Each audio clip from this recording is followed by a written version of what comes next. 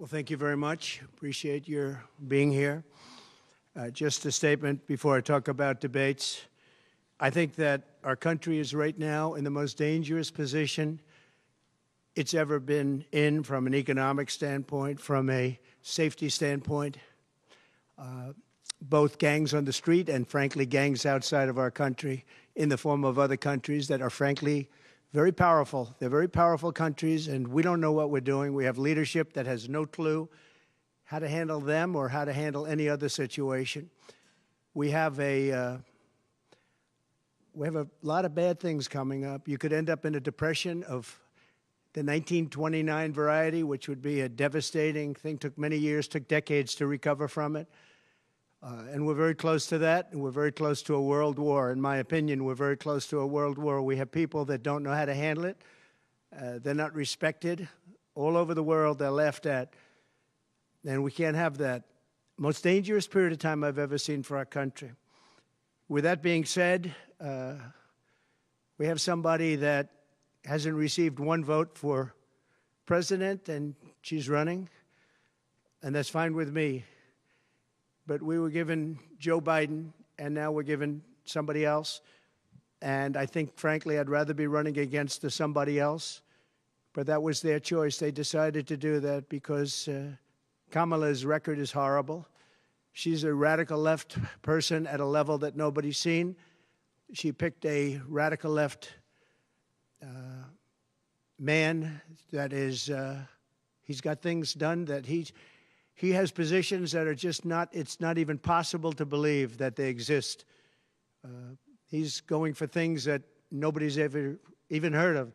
Heavy into the transgender world, heavy into lots of different worlds having to do with safety. He doesn't want to have borders. He doesn't want to have walls. He doesn't want to have any form of safety for our country.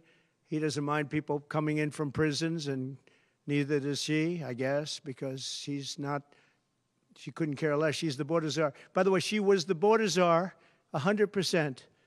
And all of a sudden, for the last few weeks, she's not the border czar anymore, like nobody ever said it. And I just hope that the media becomes more diligent, more honest, frankly, because if they're not going to be honest, it's going to be much tougher to bring our country back. We have a very, very sick country right now. You saw the other day with the stock market crashing. That was just the beginning. That was just the beginning. It's going to get worse. It's going to get a lot worse, in my opinion. And fortunately, we've had some very good polls over the last fairly short period of time. Rasmussen came out today. We're substantially leading, and others came out today that we're leading, and in some cases substantially. I guess MS out, or CNBC came out also with a poll that was, has us leading, and leading fairly big in swing states. In some polls, I'm leading very big in swing states because they want safety. People want safety. They want security. They want respect all around the world for our country. They don't want this horrible culture that is developing, a culture of no common sense. It's really a culture of no common sense, and it's not what anyone wants. We want to have a safe country. We want to have a strong military. We want low interest rates, and we want to be able to have the American dream. We want to be able to have our youth be able to buy homes, housing, get good jobs. And we're really just at the opposite right now. It's so sad to see.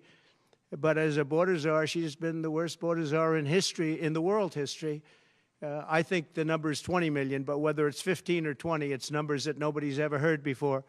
20 million people came over the border during the Biden-Harris administration. 20 million people, and it could be very much higher than that. Nobody really knows what the number is. Nobody knows. Nobody has a clue.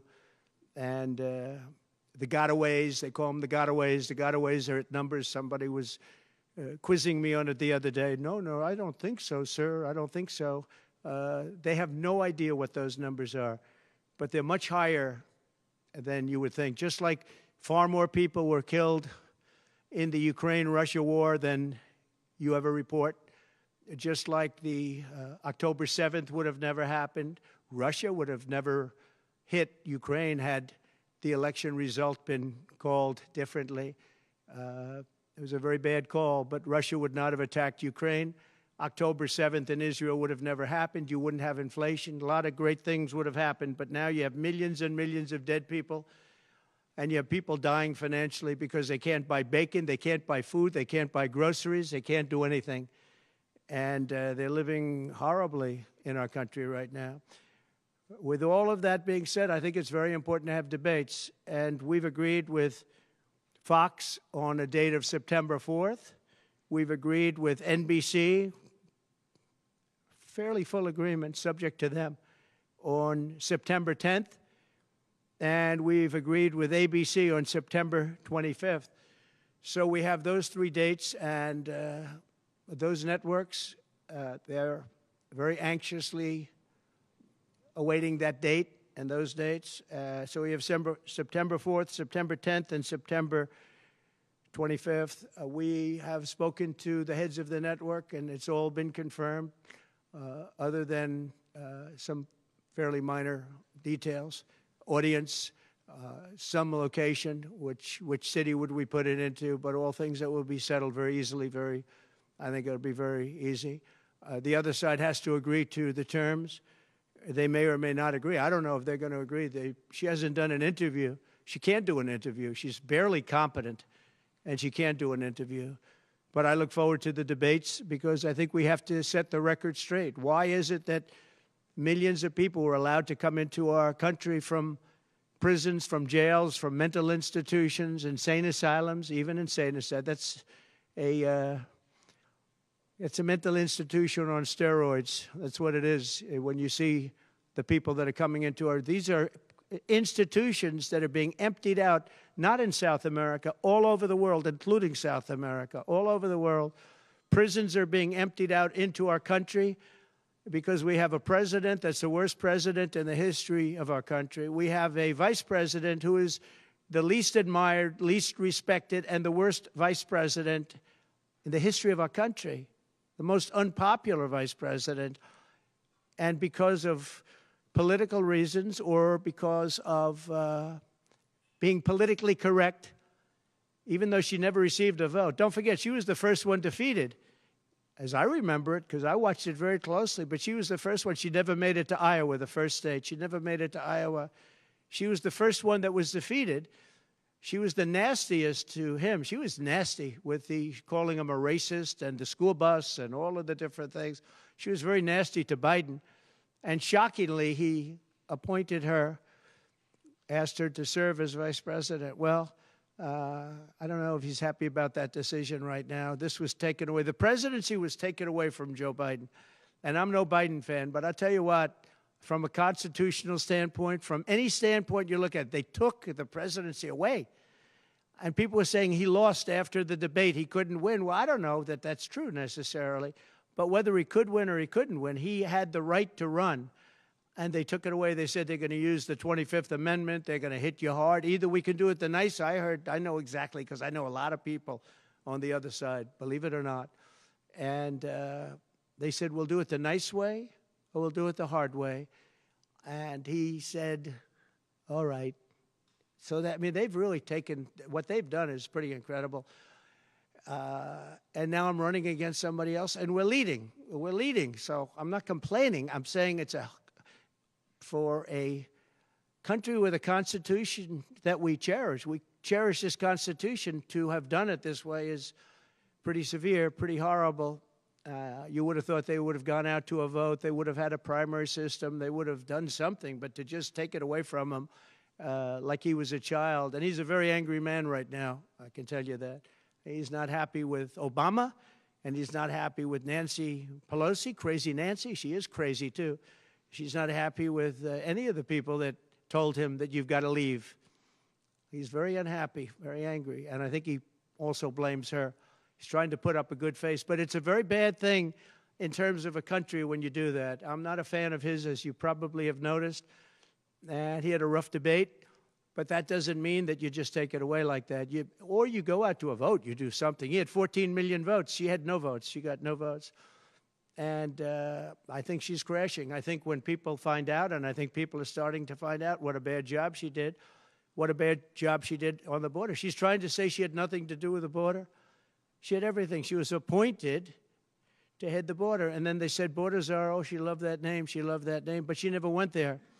She went to a location once along the border, but that was a location that you would love to go and have dinner with your husband or whoever. That was a location that was not part of the problem. That was not really going to the border. So essentially, she never went to the border. And if you listen to Tom Holman, if you listen to the great border people, Brandon Judd from Border Patrol, if you listen to Paul, I mean, so many different people. I speak to them all the time. And I did when I was president. We had the best border in the history of our country. Now we have the worst border in the history of the world. Millions of people coming in, and our country cannot sustain it. Our country is going down because of this, because of incompetent people. So I just look forward to these debates. I think it's very important that we have them. I hope she agrees to them, September 4th, September 10th, September 25th. And I think they'll be very revealing. I think they'll be very revealing. Do you have any questions, please?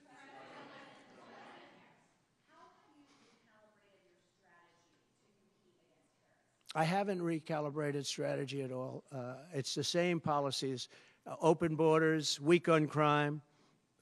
I think she's worse than Biden because he got forced into the position. She was there long before. She destroyed San Francisco. She destroyed California as the AG. But as the DA, she destroyed San Francisco. A friend of mine, Bob Tisch, all know the Tisch family. He was in many cities with companies. He said the greatest city in the country is San Francisco. That was about 20 years ago. And he passed away a while ago, and he would be looking down and said, what happened? He thought it was the best city in the country. He had divisions there, Lowe's. And he would be looking down in horror now when he sees she destroyed no cash bail, weak on crime. She's terrible. And yet they weaponized the system against me. They have me. I got so many lawyers. Now they want to delay cases. I won the big case in Florida. I won the big case. Nobody even wrote about it. The big case, the judge was a brilliant judge. And all they do is they play the ref with the judges. But this judge was a fair but brilliant judge. And as you probably heard, the big documents case, I won it. Now, Biden lost it because he didn't have presidential immunity. He didn't have the Presidential Records Act. He lost it. But the special, I call it prosecutor, special counsel, special prosecutor to me, he, appointed by him and appointed by Garland, he said the man's incompetent. He can't stand trial, but he can run for president. But we no longer have to worry about that because we have somebody that, in my opinion, is more incompetent. She couldn't pass her bar exam and lots of other things, and she should not be in a position. Because if she becomes president, our country is going to be a giant fail. It's going to fail. It's going to be a failure the likes of which this world has never seen. Yeah, please. No, how about you?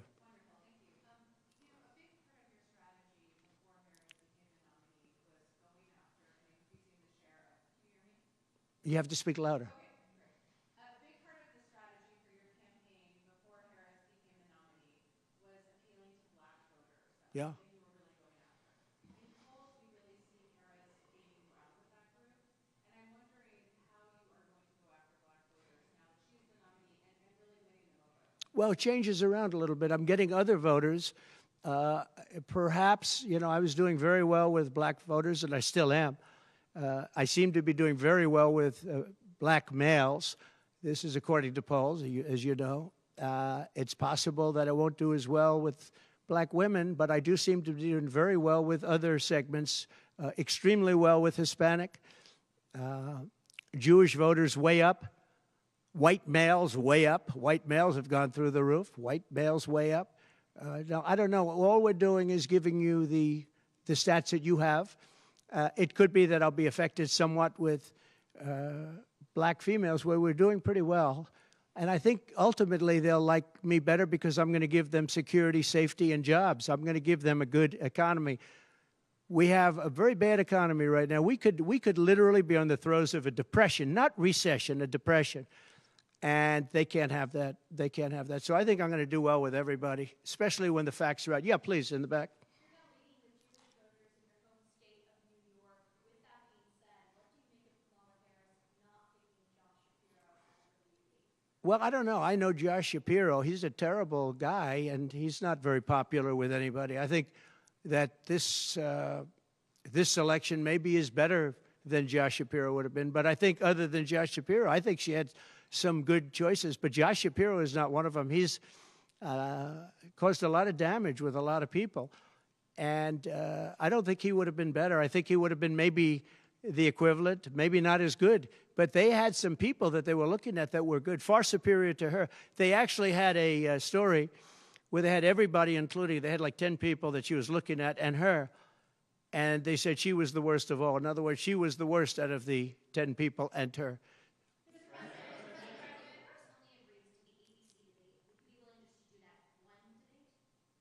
I don't know how that's going to work out. We'd like to do 3 debates. We think we should do 3 debates. We think Fox and ABC. And we also have CBS is going to do the vice presidential debate. So CBS will do vice presidential. And I have to tell you, J.D. Vance has really stepped up. He's doing a fantastic job.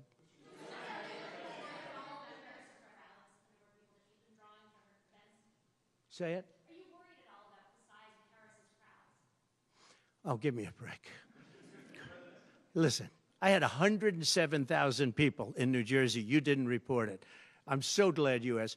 What did she have yesterday, 2,000 people? If I ever had 2,000 people, you'd say my campaign is finished. It's so dishonest, the press. And here's a great example. I had in Michigan recently 25,000 people, and 25,000 people we just couldn't get them in. We had in Harrisburg 25,000 people, and 20,000 people couldn't get in. We had so many, nobody ever mentions that. When she gets 1,500 people, and I saw it yesterday on ABC, which they said, oh, the crowd was so big. I have 10 times, 20 times, 30 times the crowd size, and no, they never say the crowd was big. That's why I'm always saying turn around the cameras. I'm so glad you asked that. I think it's so terrible when you say, well, she has 1,500 people, 1,000 people, and they talk about, oh, the enthusiasm. Let me tell you, we have the enthusiasm. The Republican Party, and me as a candidate, but the Republican Party has the enthusiasm because people want to see crime stopped. They want to see a country that's respected. Think of it. If I were president, you wouldn't have Russia and Ukraine, where it never happened, 0 chance. You wouldn't have had October 7th of Israel. You wouldn't have the horrible withdrawal. And I don't mean the withdrawal because the withdrawal was fine. I was ready to withdraw from Afghanistan, and we were going to do it with dignity and strength. And we were keeping our equipment. We weren't leaving $85 billion worth of equipment behind. And we wouldn't have had 13 great soldiers. I know the families of those soldiers well. We wouldn't have had these soldiers killed. And we wouldn't have had 45 soldiers obliterated. No legs, no arms, the face. None of that would have happened. And you wouldn't have had inflation. You wouldn't have had any inflation because inflation was caused by their bad energy problems. Now they've gone back to the Trump thing because they need the votes. I don't know if you know, they're drilling now because they had to go back because gasoline was going up to $7, $8, $9 a barrel. So they said, we better do what Trump. But the day after the election, if they won, you're going to have fuel prices go through the roof. Everybody's going to be forced to buy an electric car, which they're not going to do because they don't want that. It's got a great market. It's got a market. It's really a sub-market. People want gasoline-propelled cars. They want hybrids. They want to have everything, and they want electric. But they want everybody to have an electric car. We don't have enough electricity. We couldn't make enough electricity for that. And you know what else? The weight of a car, the weight of a truck. They want all trucks to be electric. Little things that a lot of people don't talk about. The weight of a truck is 2.5 times heavier. You would have to rebuild every bridge in this country if you were going to do this ridiculous policy. So, but on crowd size, in history, for any country, nobody's had crowds like I have, and you know that.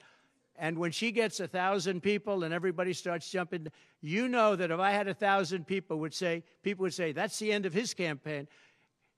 I have hundreds of thousands of people. In South Carolina, I had 88,000 people. In Alabama, I had 68,000 people. Nobody says about crowd size with me. But she has 1,000 people or 1,500 people, and they say, oh, the enthusiasm's back. No, no. The enthusiasm is with me and the Republican Party because they want to stop crime. They want to stop people from pouring into our country from places unknown and from countries unknown, from countries that nobody ever heard of. That's where the enthusiasm is.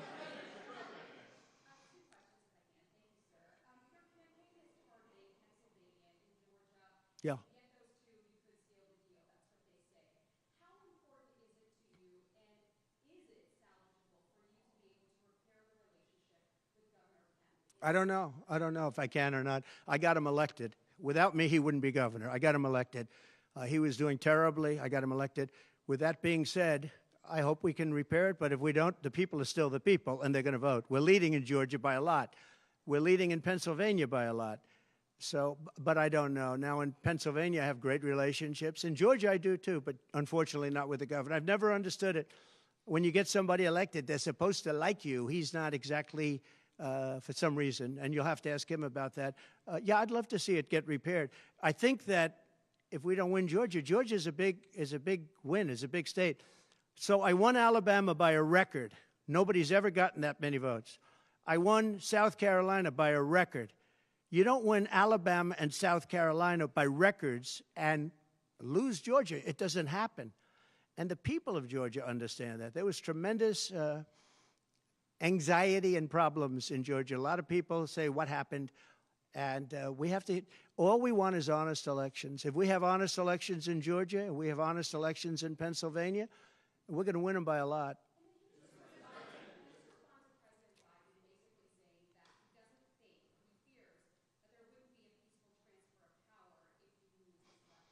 Well, he actually said it two ways. First, he said it incorrectly, then he corrected himself. Do you agree with that, right? You know, if you watch him, he said it two ways.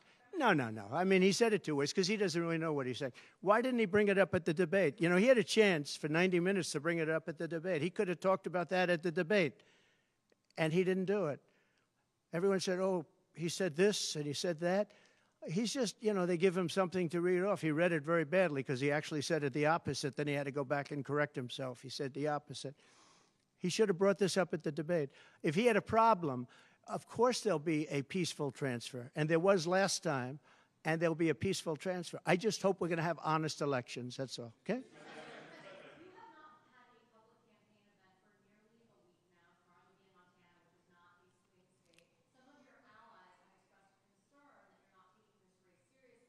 What a stupid question this is.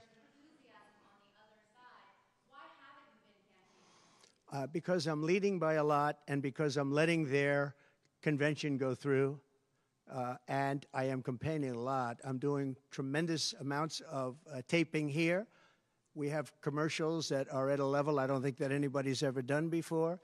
Plus, in certain cases, I see many of you in the room where I'm speaking to you on phones, I'm speaking to radio, I'm speaking to television. Television's coming over here. Excuse me, what are we doing right now? She's not doing any news conference. You know why she's not doing it? Because she can't do a news conference. She doesn't know how to do a news conference. She's not smart enough to do a news conference. And I'm sorry, we need smart people to lead this country because our country's never been in this danger before, both economically and from an outside perspective. Russia doesn't respect us anymore. China doesn't respect us anymore. North Korea, Kim Jong-un, liked me a lot. He doesn't like this group. We are in great danger. We're in great danger of being in World War III. That could happen. No, after their convention, yeah. And I'm going out, actually, I'm going out to certain places to help certain senators get elected. Not even for me. I'm trying to help when I go out to Wyoming or when I go out to Montana, or I'm going to different places to help people. And I don't have to go there because I'm leading those states, as you know, by 35, 40, 50 points. I'm leading by record numbers. I'm going because I want to help senators and congressmen get elected. Congressmen and women get elected. Yes, please. Yeah, go ahead. The upcoming what? Oh, yeah.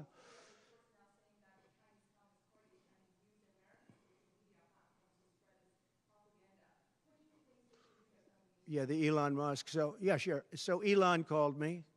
As you know, he endorsed me full-throated. Great endorsement. I respect Elon a lot. He respects me. and not easy for him to endorse, to be honest with you. You know, it takes courage to endorse people. Many people have courage and many people don't. He does have courage. And Elon endorsed me, and he asked me whether or not I'd do a show on Monday, and I think it's going to be Monday night. And I believe he's the host of the show, so it'll be very interesting. A lot of people are talking about it. I look forward to it. That'll be done on Monday night. And just a quick question, what do you think social media companies in America should do to combat potentially misinformation spread by the Chinese people? Well, you have a lot of misinformation spread about China, and you have a lot of misinformation spread about a lot of different places. I think I'm going to get along great with China. President Xi of China and I were very good friends. We met right here, right in that, except we had a beautiful sofa there, as opposed to what we have right now. Right now we have you. But President Xi and I had a very good relationship until COVID, and I held him responsible for COVID. It broke up our relationship, but I think we're going to have a great relationship, and I think it's going to be mutually beneficial. But we cannot have it where China is taking advantage of the United States, and that's what they were doing, as you very well know. Yes, please. Mr. President, you just said that it was a peaceful transfer of power last time when you left office. You didn't concede. January 6th was a violent attack. How is that a peaceful transfer of power? What's your question? My question is, you think that last time was a peaceful transfer of power when you left office? No, I think the people that, if you look at January 6th, which a lot of people aren't talking about very much, I think those people were treated very harshly. When you compare them to other things that took place in this country where a lot of people were killed, nobody was killed on January 6th. But I think that the people of January 6th were treated very unfairly. And they were there to complain, not through me, they were there to complain about an election. And, you know, it's very interesting. The biggest crowd I've ever spoken to, and I said peacefully and patriotically, which nobody wants to say, but I said peacefully and patriotically. The biggest crowd I've ever spoken to, and you've seen, Maggie, I was at the mall, I was at the Washington Monument, I was at the whole thing. I had crowds, I don't know who's ever had a bigger crowd than I have, but I had it many times. The biggest crowd I've ever spoken before was that day, and I'll tell you, it's very hard to find a picture of that crowd. You see the picture of a small number of people relatively going to the Capitol, but you never see the picture of the crowd. The biggest crowd I've ever spoken, I've spoken to the biggest crowds. Nobody's spoken to crowds bigger than me.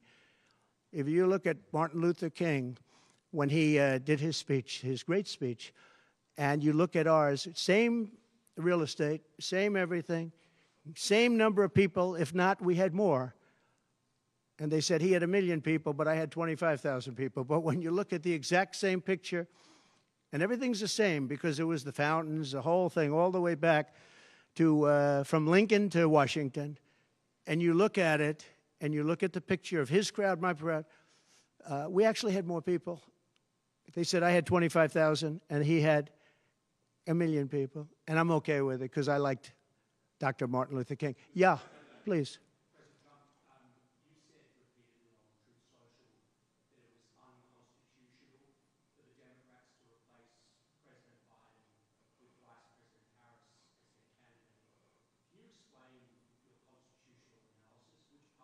Yeah, sure. We have a Constitution. It's a very important document, and we live by it. She has no votes, and I'm very happy to run against her. I'm not complaining from that standpoint. And I hate to be defending him, but he did not want to leave. He wanted to see if he could win. They said, you're not going to win. After the debate, they said, you're not going to win, you can't win, you're out. And at first they said it nicely, and he wasn't leaving, and then you know it better than anybody. Wait a minute. So when you think about it, they said at first they were going to go out to another vote. They were going to go through a primary system, a quick primary system, which it would have to be.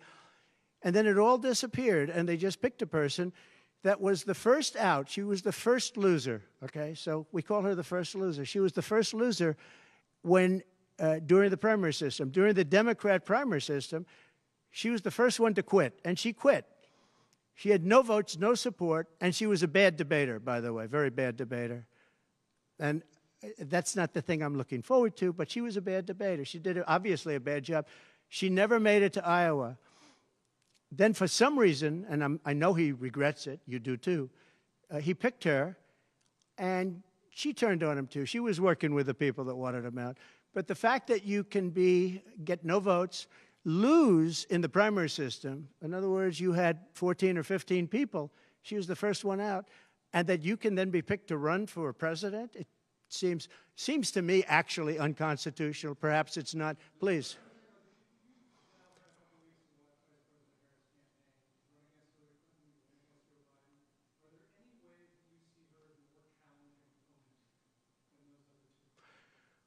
So I've run against Hillary, and I've run against various other people.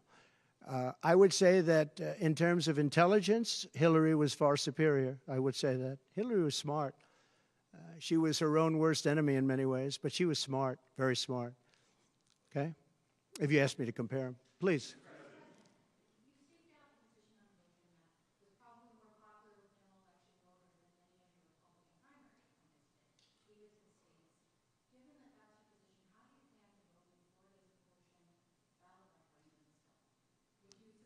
Would you repeat that question, please? You have to speak up. Yes, sir. It's a hard room because it's very big, if you know. So this is worth $18 million. Oh, I see.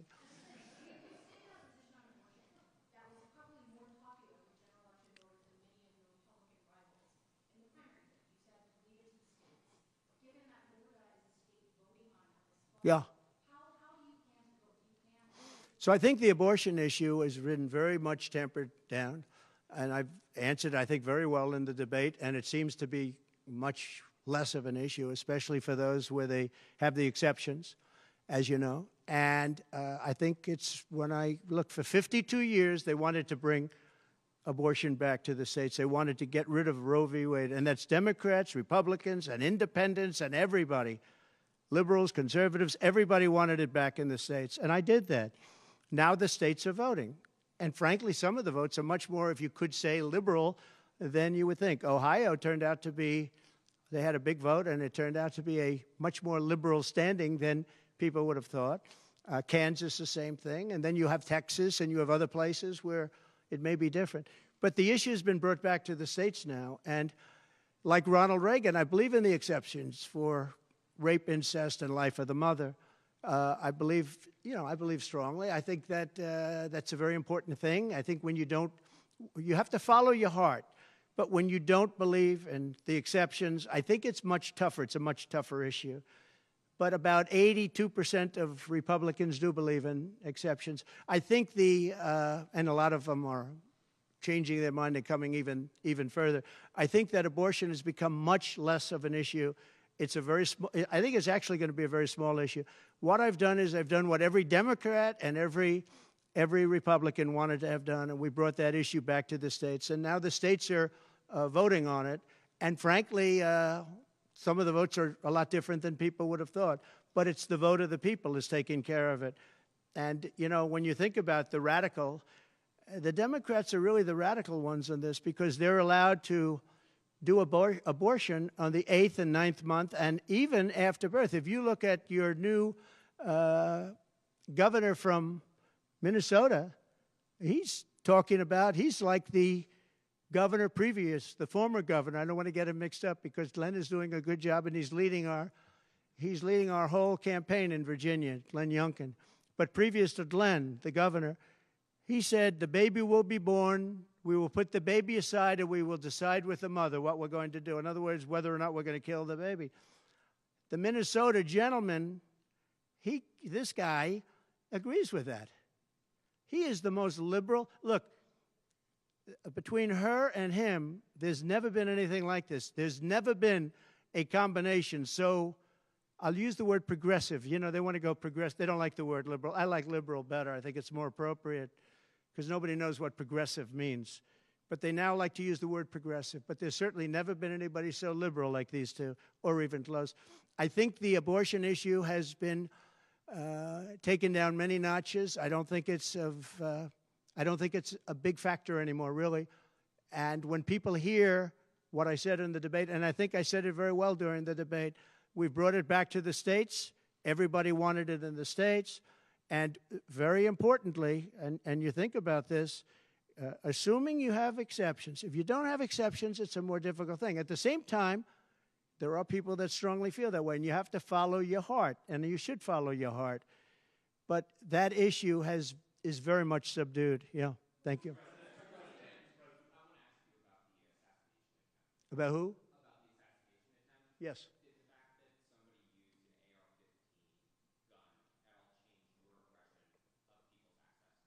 No, I didn't.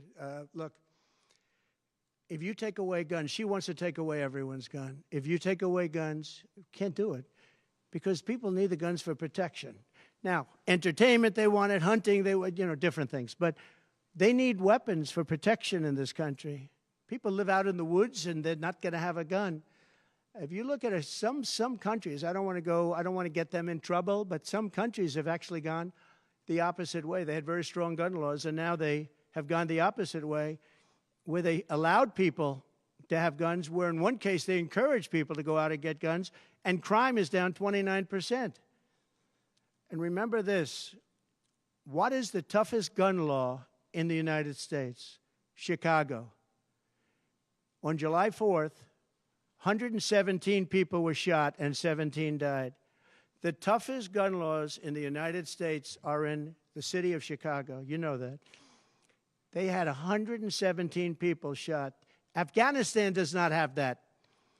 Afghanistan, by the way, was the lowest point in the history of our country, in my opinion. That was the worst embarrassment to the history of this country, and I say Putin would not have gone into Ukraine if that didn't happen. When he saw the incompetence of Milley and all these guys that are incompetent, when he saw that happen, when they took out the soldiers first, they took out the soldiers first. If you go back and check your records, for 18 months, I had a talk with Abdul. Abdul was the leader of the Taliban, still is. But I had a strong talk with him. For 18 months, not one American soldier was shot at or killed, but not even shot at. 18 months, and then we had the disaster of the lift, where people were falling off airplanes from 3 times the height of the World Trade Center. I mean, terrible.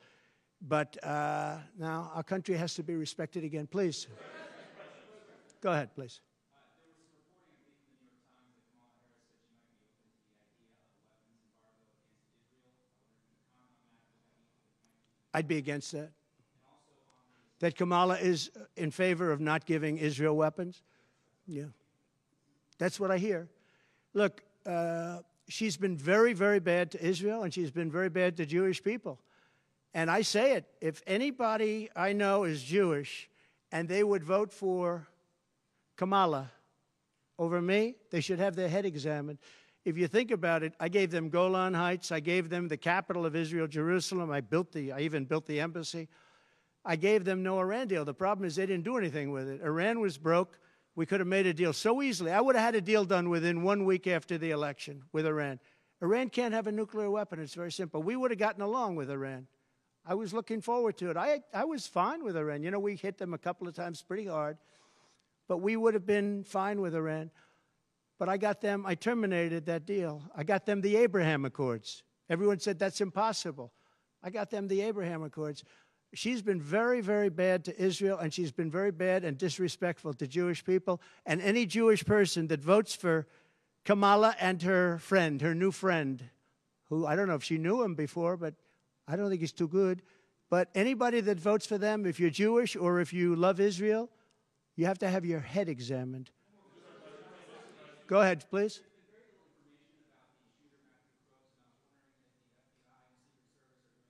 They have. The FBI came to see me about the shooter. I think they've done a very good job.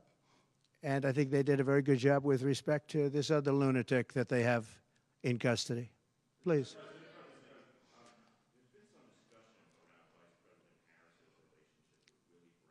Yeah. Mayor of San Francisco, and how that might have intersected with her career trajectory. So I'm just wondering if you followed that discussion at all and had any thoughts. Well, I know Willie Brown very well. In fact, I went down in a helicopter with him. We thought maybe this is the end. We were in a helicopter going to a certain location together, and there was an emergency landing. This was not a pleasant landing, and Willie was, he was a little concerned. So I know him pretty well. I mean, I haven't seen him in years. But he told me terrible things about her.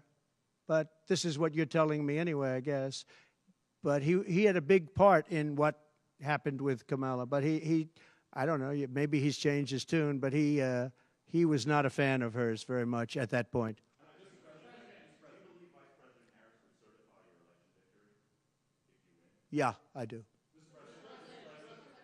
Go ahead. How are you planning to vote on Florida's abortion referendum? On what? How are you planning to vote on Florida's abortion referendum? Well, I'm going to announce that. I'm going to actually have a press conference on that at some point in the near future, so I don't want to tell you now. But Florida does have a vote coming up on that, and I think probably the vote will go in a little more liberal way than people thought. But I'll be announcing that at the appropriate time. Please. Your tax cuts from your administration will be coming up, fairly soon and potentially expiring. And I wanted to ask you specifically about the tax code favoring parents versus people who don't have children. There are a number of tax breaks. Yeah. Oh, we gave tremendous for child care and all of that. No, our tax cuts, which are the biggest in history, our tax cuts are coming due, as you know, very soon.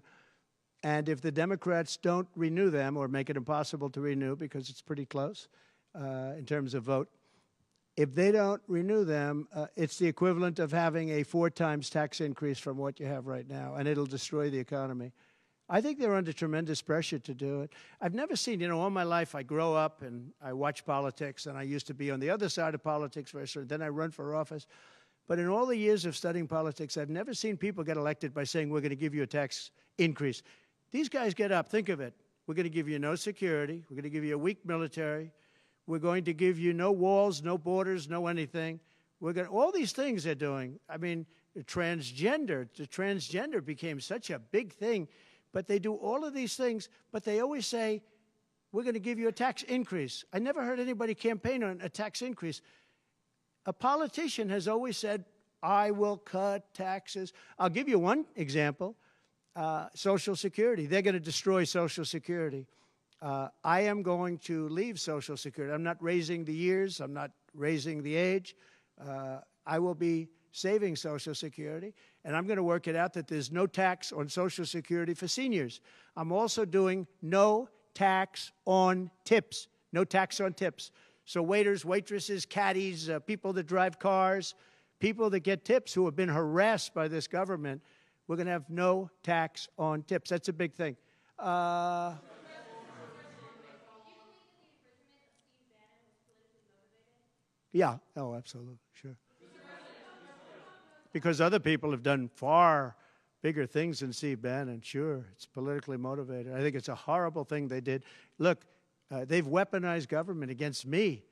Look at the Florida case. It was a totally weaponized case. All of these cases, by the way, the New York cases are totally controlled out of the Department of Justice. They sent their top person to the various places. They went to the AG's office, got that one going. Then he went to the DA's office, got that one going, ran through it. No, this is all politics, and it's a disgrace. Never happened in this country. It's very common that it happens, but not in our country. It happens in banana republics and third world countries, and that's what we're becoming. We have no borders. We have bad voting regulations. Anytime you have mail-in ballots, you're going to have problems. France learned that lesson. France had all mail-in voting, and they went back to paper ballots, voter identification, voter ID. They went back to a normal system, one-day voting. They don't want to be around, voting for 64 days. And look, the election, I keep talking about November 5th, but the election really starts on September 6th. That's when it starts because it's early voting. We should have one-day voting. We should have paper ballots. We should have voter ID, and we should have proof of citizenship. Please. No, the gentleman in back. For who? You're going to have to talk louder, sir. Do you support continuation of tax credits for EVs?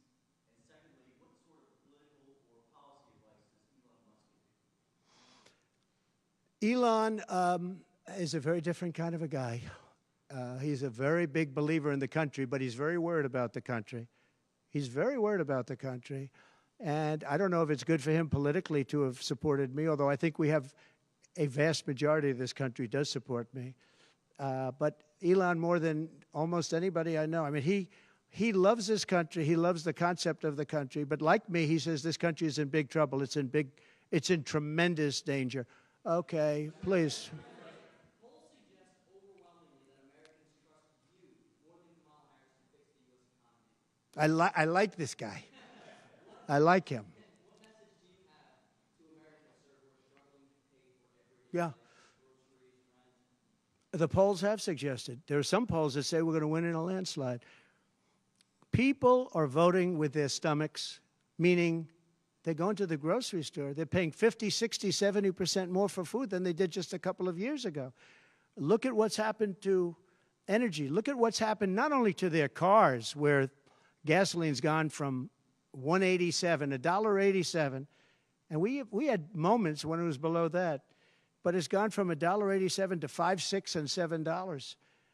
And they take the strategic national reserves and they take it out, even though it's peanuts compared, it doesn't last long.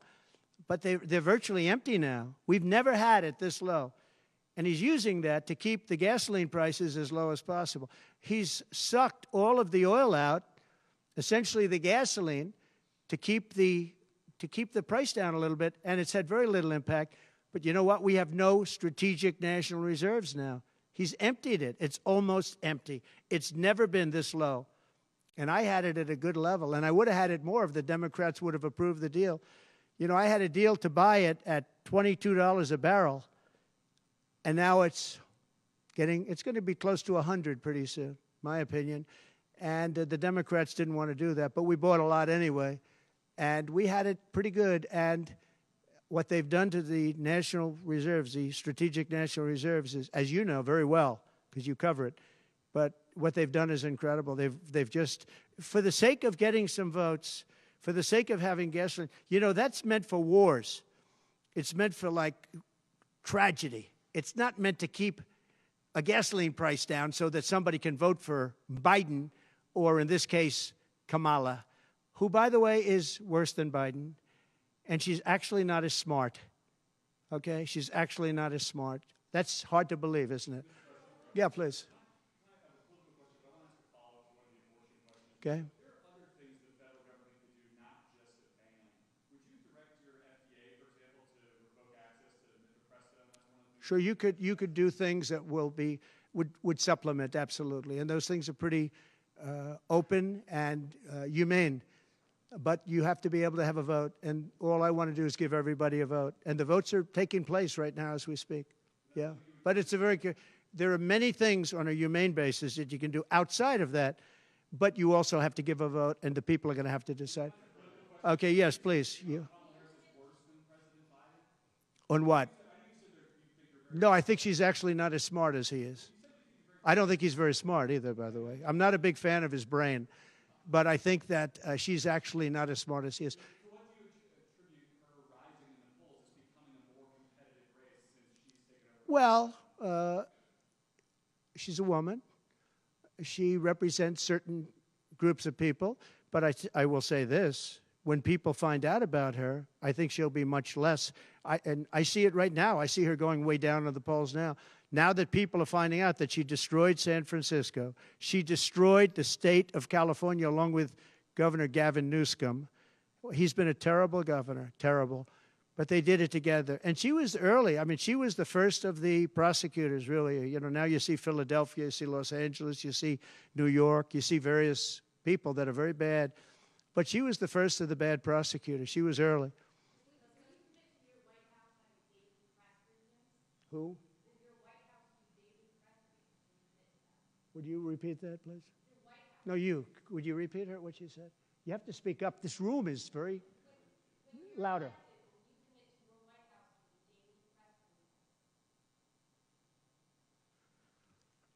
Do you hear her? A daily press briefing? Why would I do that? I would give you all the press briefings you want. Look what I'm doing here. But why would I do a daily press? You'd get tired of me very fast. No, but I will give you total access, and you'll have a lot of press briefings, and you'll have from me. Now, are you talking about from me or from a press secretary? Well, yeah, probably they'll do something. If it's not daily, it's going to be a lot. You'll have more than you want. Yeah, please. President Biden has vowed not to pardon his son Hunter, who is now a convicted felon and faces more felony charges in his upcoming trial for alleged tax evasion. Would you consider granting clemency or a pardon? I don't think it's appropriate for me to talk about it. I think it's a tragic story. You want to know the truth. And I felt that with Hillary Clinton, too. You know, with Hillary Clinton, I could have done things to her that would have made your head spin. I thought it was a very bad thing. Take the wife of a president of the United States and put her in jail. And then I see the way they treat me. That's the way it goes. But I was very protective of her. Nobody would understand that, but I was. I think my people understand it. They used to say, lock her up, and I'd say, just relax, please. We won the election. I think it would be I think it would have been horrible for our country and we had her between the hammering of all of the files. And don't forget, she got a subpoena from the United States Congress. And then, after getting the subpoena, she destroyed everything that she was supposed to get. I thought it was so bad to take her and put her in jail, the wife of a president of the United States, and then when it's my turn, nobody thinks that way. I thought it was a very terrible thing. And she did a lot of very bad things. I'll tell you what, she was pretty evil. But in terms of the country and in terms of unifying the country, bringing it back, to have taken her and to have put her in jail, and I think you know the things as well as I do. There were some pretty bad acts that she did. I think it would have been very bad for our country. And a lot of my people, a lot of the MAGA, as they call them, but the base. And I think the base is 75% of the country, far beyond the Republican Party, because we're a party of common sense, and I'm a person of common sense. I want to have low taxes. I want to have strong borders. I want to have a strong military so that China and Russia, look, they've allowed China and Russia to do the impossible combined. They're natural enemies. They always have been, because China needs more land and Russia has it. They've always been natural enemies, and because of Obama, it started with him, and then Biden, because he didn't know what the hell he was doing, they've now become one force. And then now they're adding Iran to it, and they're adding North Korea to it. Pretty powerful force. This is something that is unthinkable that they allowed to happen.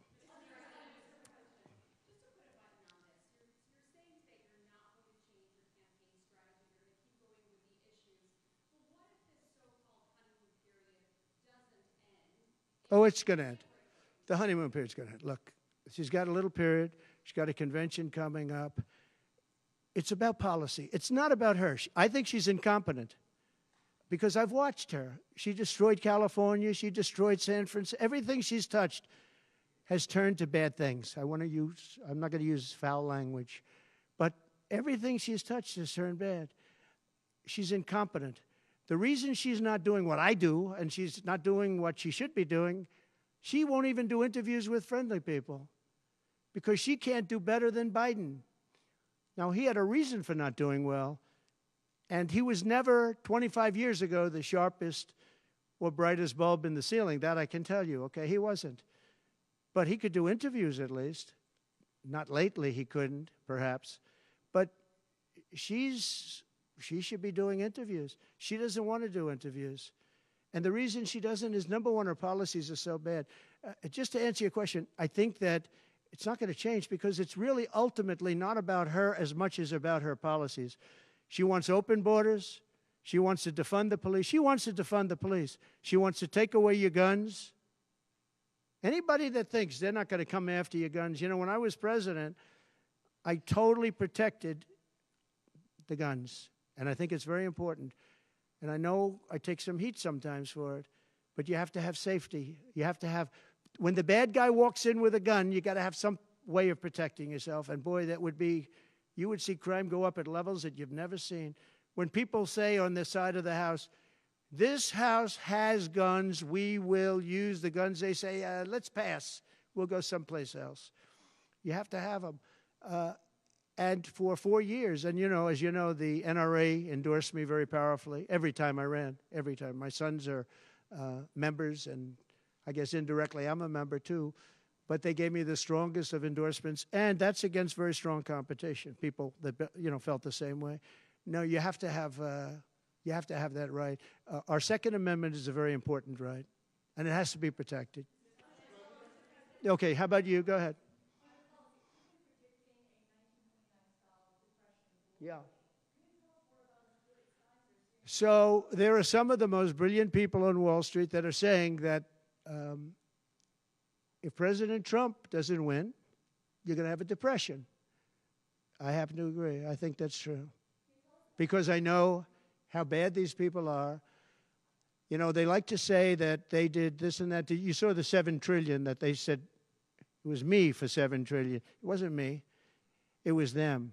They said that I had inflation. They took over 9% inflation. No, I had 1% inflation. I had actually no inflation because if you look at the categories, we had just about no inflation. But I had a very minor, I actually had a positive inflation. It was a perfect number because you don't want zero. I mean, I'm not going to give you a whole course on economics, but you don't want zero. 1%, 1.4% is great. You want a little bit because you don't want to have deflation. Deflation is, in many ways, even worse. I had a perfect number right around the 1% number. It was perfect. And to show you, it stayed there for 2 years. And then he did all of the different borrowings that he did. And then he did so many things wrong. Every time he would do it, I'd say, big mistake. And don't forget, they sell hats and they sell stories. Trump was right about everything. I've been right about a lot. Yes, Maggie.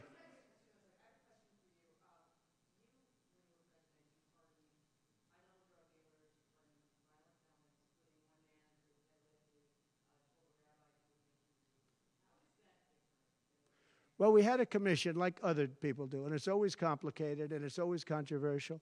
And we had commissions that, and I think of respected people, you know many of the people on the commission, and they would recommend to me certain pardons for certain people. Some people were treated very harshly. A fantastic woman, as you know, she served 24 years for being on a phone call having to do with drugs. You know who I'm talking about. She was great. And she had another 24 years to go. And it was largely about marijuana, which in many cases is now legalized, okay? But we had many very highly regarded people on a commission, and they'd recommend, and they'd put a reason why. Some people were, served time, but they served a lot of time for something that today people wouldn't even serve time by. Well, for the most part, I think they did. I mean, they did. They go through. They went through. I had a commission. It was a very important commission to me, and highly respected people. And frankly, they came up with some decisions that I wouldn't necessarily agree with, but I did it. But I let a lot of people out that had no representation. I went to people in jails, in prison that we respected. I said, how many of these people should be let out? We let out large groups of low-income people that were serving like 40 years for something that today you wouldn't even be put in jail for. We had very few people let out because I said I really don't want to let people out where they had a lot of violence, where they had killing, et cetera, et cetera. And for the most part, we didn't do that. Yeah, please.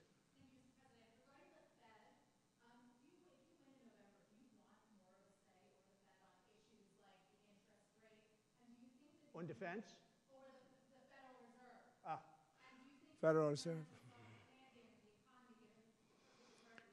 Right. Well, look, the Federal Reserve is a very interesting thing, and it's sort of gotten it wrong a lot. And he's tending to be a little bit late on things. He gets a little bit too early and a little bit too late. And, that's very largely it's a gut feeling. I believe it's really a gut feeling. And I used to have it out with him. I had it out with him a couple of times very strongly. I fought him very hard. And, we get along fine. We get along fine. But I feel the president should have at least say in there. Yeah, I feel that strongly. I think that in my case, I made a lot of money. I was very successful. And I think I have a better instinct than, in many cases, people that would be on the Federal Reserve or the chairman. Yeah. Yeah. Harris supports rescheduling marijuana and also says that no one should go to prison for marijuana offense. Do you agree with those positions? Well, as we legalize it, I start to agree a lot more because, it's being illegalized all over the country. Florida has something coming up. I'll be making a statement about that fairly soon. But as we legalize it throughout the country, whether that's a good thing or a bad thing, it's awfully hard to have people all over the jails that are in jail right now for something that's legal. So I think obviously, there's a lot of sentiment to doing that. Yeah, please. Kamala Harris's father is Jamaican American, and she went to a historically black college. How is she only recently deciding to be black? Well, you'll have to ask her that question because she's the one that said it. I didn't say it. So you'll have to ask her, and I very much appreciate that question, but you'll have to ask her. But I've known her for a long time. I actually contributed to her campaign a long time ago because I was a developer. I contributed to lots of campaigns of Democrats, Republicans, and some were liberal and some were conservative. But you'll have to ask her about that. But to me, it doesn't matter. But to her, from her standpoint, I think it's very disrespectful to both, really. Whether it's Indian or black, I think it's very disrespectful to both. To me, it doesn't matter. Please, red dress, red dress. What in the assassination? Is your ear fully recovered? Is there a scar? Do you have any Yeah, hearing damage? pretty much recovered, yeah. I'm a fast healer. It's a hell of a shot, but I'm a fast healer. Yeah, pretty much recovered. Do you have any hearing damage from it? No, it didn't hit that. I got very lucky. It just hit the lobe, as they call it. Is there a scar on your ear? Yeah, a little bit, not much. On top. A little bit. An immigration question. You've been running on the idea of mass deportation. You say the biggest in American history is basically what Yeah. When Senator Vance has been asked about that, he sort of suggested that really you only need to go after people who've been convicted of crime. Well, we're starting that, yeah. What are you really talking about here? How will you pay for it? We are going to start the largest mass deportation in the history of our country because we have no choice. It's not sustainable. And we are going to start with violent criminals, and we're going to start then with criminals. And our local police is going to work with us because they know everything about the people. They know their names. They know everything about them. They know their middle name. They know their numbers. And as you know, the other side is trying. You know, look, for years I wondered, why are they allowing these people to come in at levels like this? It was incredible. And I said two reasons. They're either really stupid, and I don't believe they're stupid, because anybody that can cheat in elections like they cheat is not stupid. Or, in the alternative, they have bad motives or they hate our country. And I used to think they hate our country. But lately I've seen where they're trying to sign these people up to vote. And they have to stop. They cannot let illegal immigrants vote in this upcoming election. All right, one more question.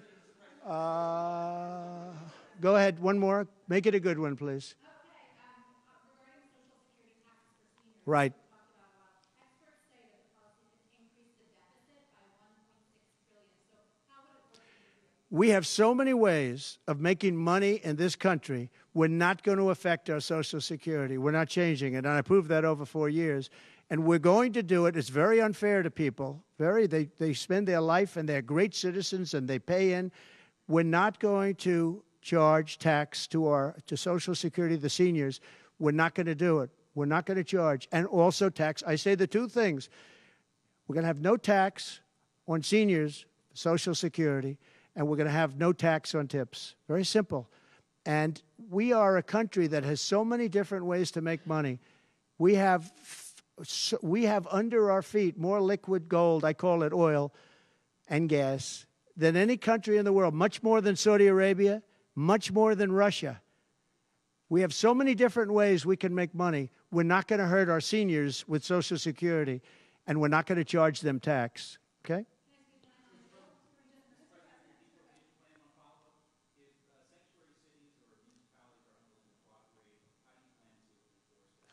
We should not have sanctuary cities. Sanctuary cities is a way of protecting criminals, and we should not have sanctuary cities.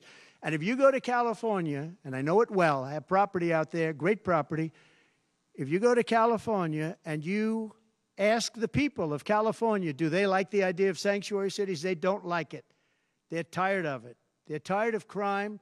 They're tired of what's happened to our country. Our country's become a crime-ridden mess, and we're going to stop it on November 5th. Thank you very much, everybody. Thank you. Thank you.